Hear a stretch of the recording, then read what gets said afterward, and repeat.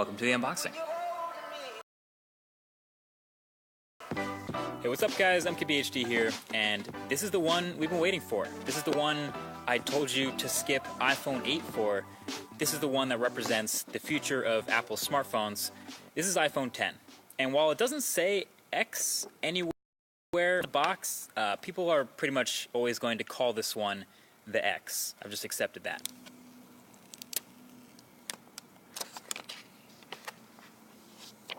So this is your first look at the unboxing experience, and spoiler, it's pretty much exactly the same as and almost every other iPhone. Headphones, adapters, stickers, but I guess it's a good thing there's no surprises here. And so you can see right here off the bat, shiny, chromy, reflective phone. This is the one, and you can see how shiny the sides are. The space gray one, though, is a bit more toned down. And so the only thing that was actually new during this is now you set up Face ID during first boot instead of the fingerprint Touch ID. But yeah, this is brand new, and it's been a couple weeks since we last at that Apple event, so seeing it again for the second time is kind of a reminder of all the things that are new. Obviously, the biggest difference is the display up front, the 5.8-inch OLED corner-to-corner, smaller than the iPhone 8 Plus, which has a smaller screen. Focus is going to be on that, and the notch at the top, and how apps handle it. And I can tell you that aside from all the incompatible apps I've come across that are going to have to get updated, my experience with the display panel itself have been pretty decent so far. It's bright, it's contrasty, well calibrated, definitely not oversaturated like some OLEDs can be. And just handling and video here for the first time, it's answered some immediate questions that I had about it from the last video. So first of all, since there's no, obviously you have that swipe up gesture to go home, screenshot. That is power and volume up for iPhone 10. And then since holding the power button now goes to Siri, how do you turn the phone off? Long pressing the power button and volume up key.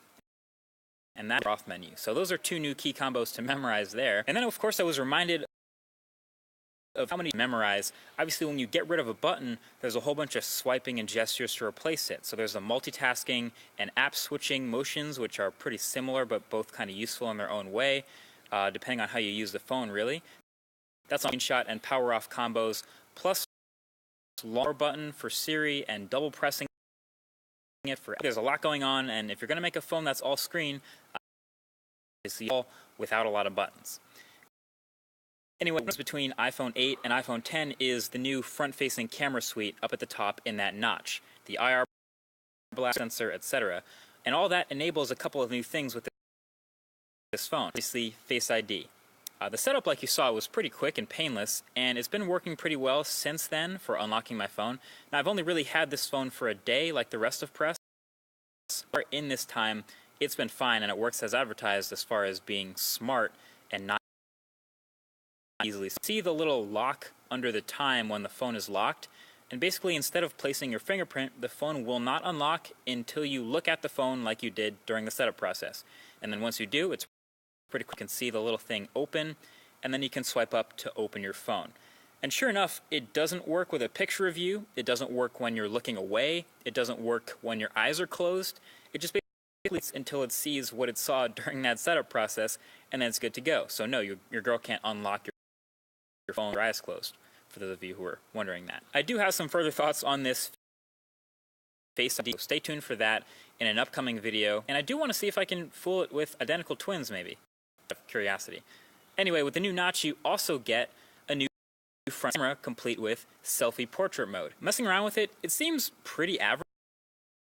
Pixel 2 that I've been testing seemed way more like confident with the front-facing cameras than the iPhone 10. Now, there's no doubt both of these will get better with time and software. Just from turning on portrait mode, switching the front-facing camera, and snapping a picture, these are the results you're going to get.